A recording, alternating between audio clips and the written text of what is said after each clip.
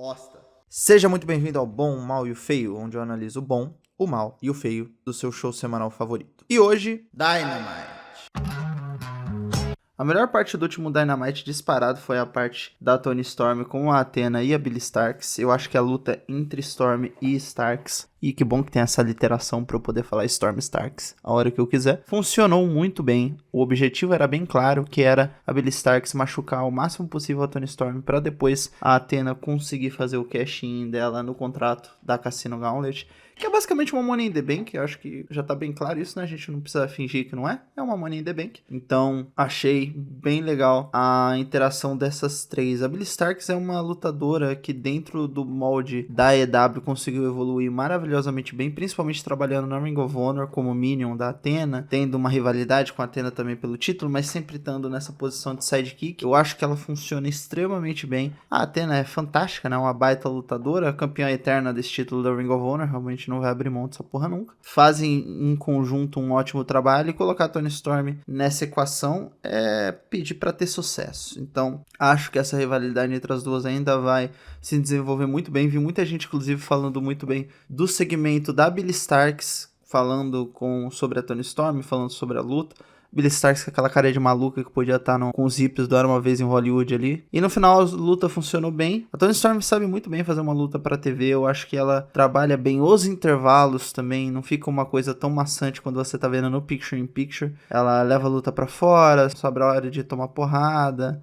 Quando ela realmente volta pro combate pra ter aquela corrida final, ela volta com muita intensidade, acho sempre isso bacana. Ela já construiu um arsenal vasto o suficiente pra gente não saber quando que ela pode terminar uma luta. Então ela pode terminar com o Storm Zero, mas pode ser também um roll-up, pode ser qualquer um desses outros 18 finishers que ela tem, pode ser o Chicken Wing, como foi o caso desse último Dynamite. Então é bem legal ver a Toni Storm lutar, e deu abertura também, por conta de ser o Chicken Wing, a finalização da luta, pra Billie Starkz se recuperar rapidinho e atacar ela, dando chance da Alex Windsor vir fazer o save e armar uma possível luta de duplas aí para os próximos shows da EW. Tirando isso, eu acho que de bom a gente tem a presença do Hangman, que ele é o novo campeão. A gente não falou disso semana passada porque não teve vídeo do Dynamite, mas ele ganhou no All-In. E se vocês quiserem saber tudo que a gente achou do All-In, vocês podem acessar o Body Lunch sobre o All-In, que já está disponível no Spotify. Mas ele é uma presença muito constante e constantemente boa no show semanal. Faz bons segments e ele tem boas lutas. Teve uma luta com o Wheeler Yuta que foi praticamente uma squash, mas que tinha como objetivo realmente mostrar que o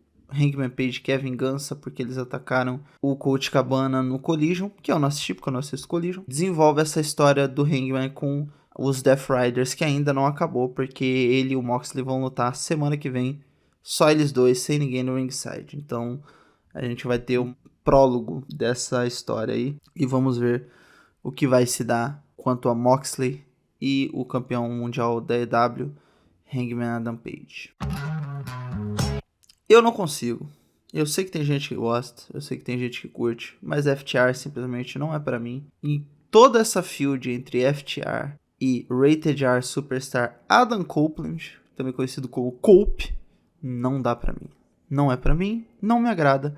A luta entre o FTR e os Jet Knights, ou seja lá o nome que o Kevin Knight e o Mike Bailey tenham como dupla na EW, essa luta não funciona pra mim, porque a FTR tem um grande freio de mão que eles têm que puxar toda a luta, simplesmente por uma questão de querer imprimir esse estilo retrô deles, que não funciona em toda a luta.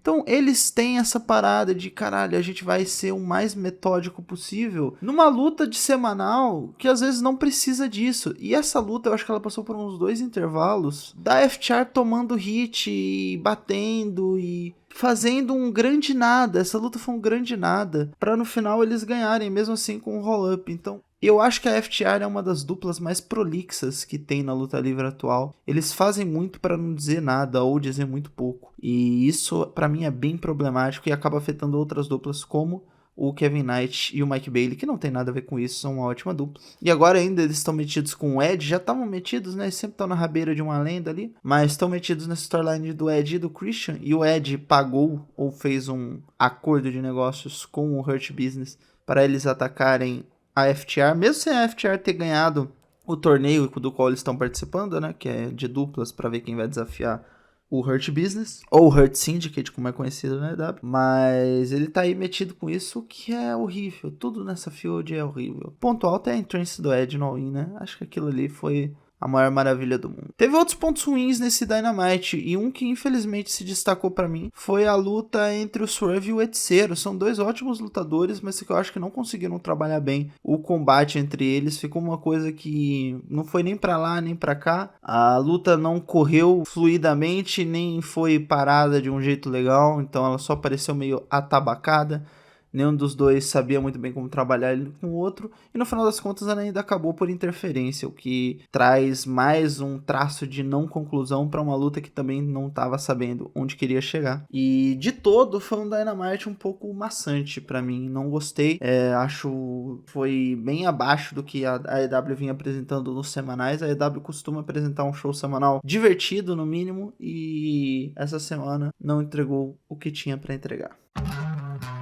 Eu já falei aqui do MJF em outra semana, no Feio. O problema continua, não vai ser um monólogo tão grande sobre essa muleta narrativa bizarra que o MJF adora, que é falar da vida pessoal dos outros, falar de gente morta, falar de acidente, de gente que se fudeu no ringue. Isso me cansa e isso é repetitivo, mas reclamar disso também é repetitivo. O importante é que aconteceu de novo, vai continuar acontecendo e ninguém vai fazer nada, porque no final das contas as pessoas gostam disso, as pessoas gostam de canalice, as pessoas gostam de coisas simplórias e imbecis. E se teve uma coisa que o dia de ontem provou, pra você que não sabe, hoje é dia 25 de julho, ontem foi dia 24 de julho, se teve uma coisa que o dia de ontem provou é que as pessoas são idiotas. E qualquer coisa que seja feita em nome da luta livre, ou em nome da kayfabe, ou em nome de um personagem, pode esconder simplesmente a canalice humana e a imbecilidade dos indivíduos. Então é isso, muito obrigado para quem viu esse vídeo. Lembre-se de acessar os podcasts da casa, acessar o wrestlebr.com e ler tudo que a gente tem para oferecer, tanto aqui, quanto no site, quanto no Twitter. Deixa o sininho ativado para você não perder os próximos vídeos, se inscreve, deixa o like e um comentário. Um forte abraço,